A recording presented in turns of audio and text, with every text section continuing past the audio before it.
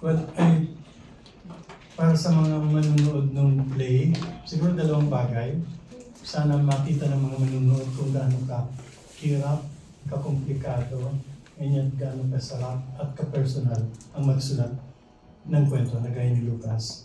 And then ikalawa, para sa lahat ng mga manunood, sana pagkatapos ng mga panood ng play, mas lumaki ang mga puso nila para ma-contain doon lahat ng klase ng tao at nilalang.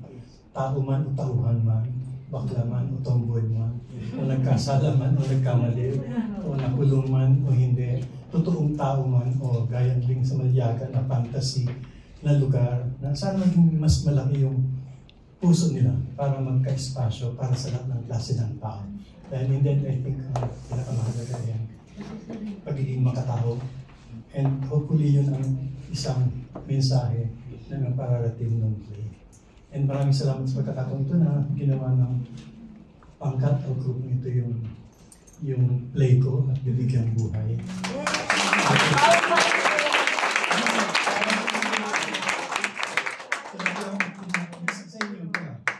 Sa pag-produce ng play na to sa birthday ko sa March 19. So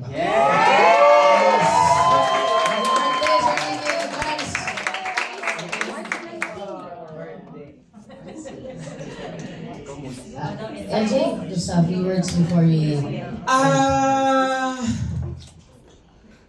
See you at the theater. Yun, last words lang naman, no? So, supportahan natin itong mga aktor na to. So, hindi lang si Sir. Si Sir, andyan si Sir eh. Kung nagtiwala sa kanila si Sir, sa amin si Sir, so sana magtiwala din yung mga manonood na kaya naming maikwento yung isang napaka-special na nobela. Hindi lang para sa author, kundi sa napakaraming readers sa magkakaibang generation. So, yun. Kita-kita po tayo sa teatro. Maraming salamat po sa pagkakataong ito. Wow. I'm still excited and anxious at the same time. Right now, overwhelming din ito para sa akin. Gusto ko magpasalamat ng personal kay Sir Ricky, kay LJ, kay Lisa, to everybody, to all the actors. This is an opportunity for us to create something that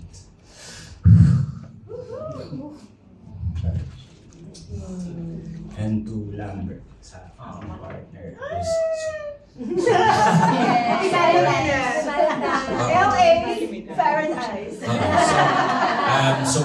supporting me all the way dito sa project na to.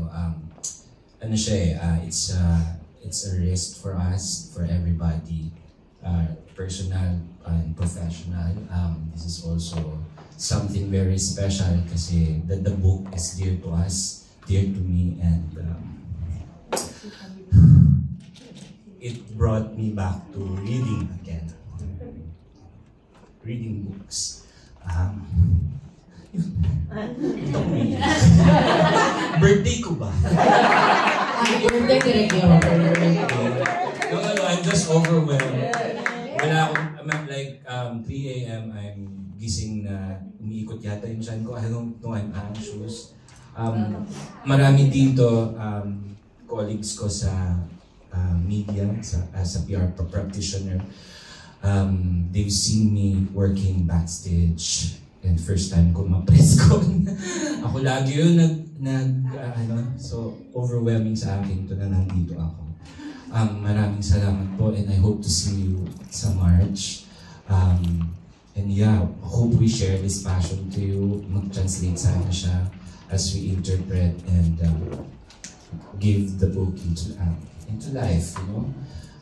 Again, thank you very much to my actors. Maraming salamat and to everybody.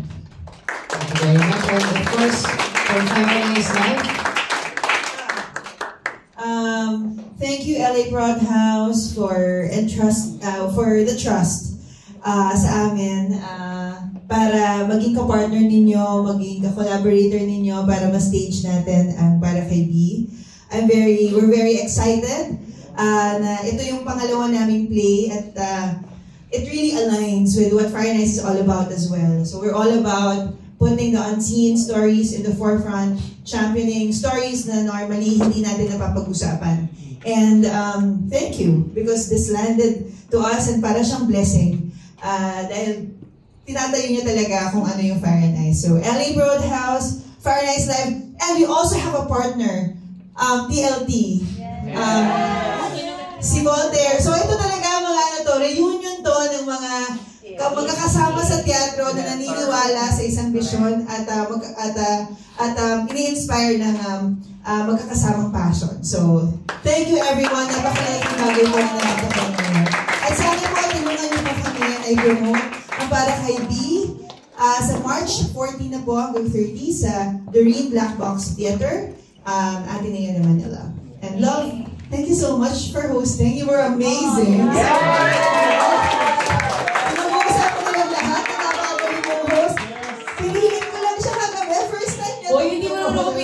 Tinanong niya lang ako, may gagawin ka ba bukas? Wala naman, may meeting lang tayo sa office. Pwede ka mag-host? Okay, sige. Ikaw pinili. So, alam mo na po talaga ito.